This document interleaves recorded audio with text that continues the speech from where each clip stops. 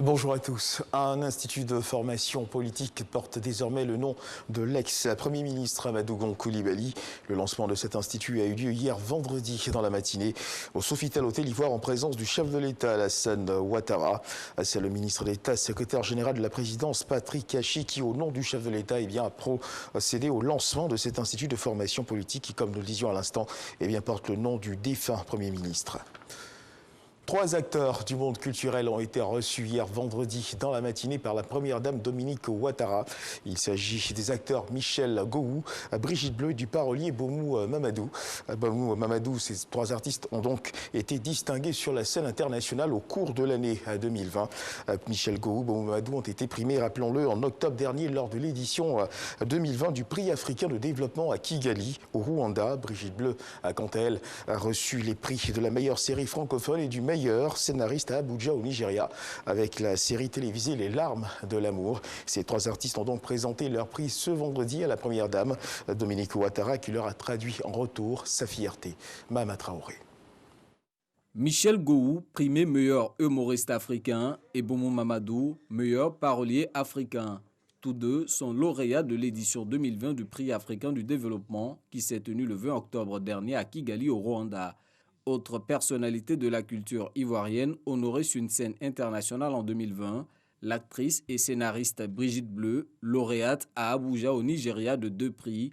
Les 3 lauréats sont venus présenter leur distinction à la première dame de Côte d'Ivoire, Dominique Ouattara. C'est à Abuja, au Nigeria, que j'ai eu les 4 prix à Zafa, le prix de la meilleure série Afrique francophone, le prix de la meilleure scénariste Afrique francophone, et les 2 autres prix décernés à mes acteurs. Merci à vous, merci pour le soutien et nous allons toujours continuer de travailler d'arrache-pied afin que d'autres lauriers puissent suivre.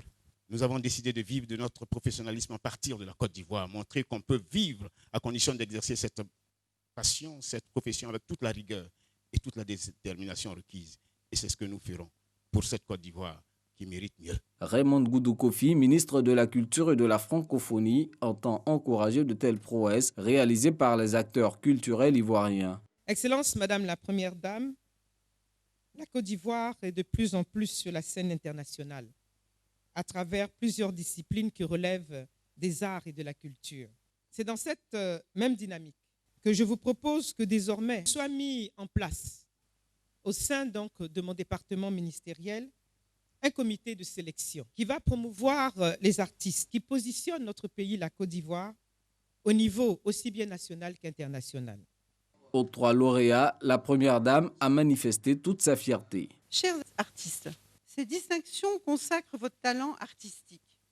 Vous faites la fierté de la Côte d'Ivoire, vous faites honneur à notre pays et je vous félicite à nouveau et vous remercie pour le modèle que vous représentez pour les futures générations. Vous avez travaillé avec rigueur et abnégation depuis de longues années et aujourd'hui, vos compétences sont reconnues sur le plan international et je voudrais que vous sachiez, avant toute chose, que je suis très fière de vous. Bonne suite de carrière à tous. Dominique Ouattara a également marqué son accord de parrainer le comité qui sera mis en place par le ministère de la Culture et de la Francophonie en vue de la promotion des artistes ivoiriens sur la scène internationale. Cette célébration s'est tenue en présence de l'artiste sud-africaine Nontsebo Zikodé, auteur du titre à succès Jérusalema. Elle s'est réjouie du soutien apporté par la première dame Dominique Ouattara aux artistes ivoiriens. Voilà un récit de Mahama Traoré. Et puis dans l'actualité internationale, le président congolais Denis Sassou Nguesso a été investi officiellement hier vendredi 8 janvier 2021 comme candidat au scrutin présidentiel de mars 2021 par sa formation politique, le Parti congolais du travail, le PCT. Denis Sassou Nguesso aura parmi ses adversaires pour cette présidentielle Mathias Dzon, son ancien ministre des Finances entre 1997 et 2002, ou encore Guy Brice Parfait Colélas qui s'est classé 2e à la présidentielle de 2016.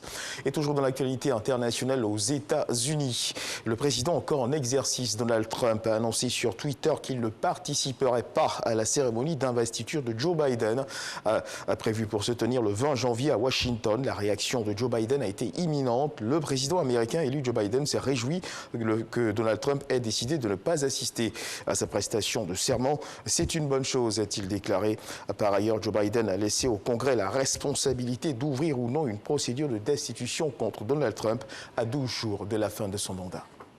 Et c'est la fin de ce flash d'information. Merci de nous avoir suivis. Je vous retrouve à 13h pour le journal.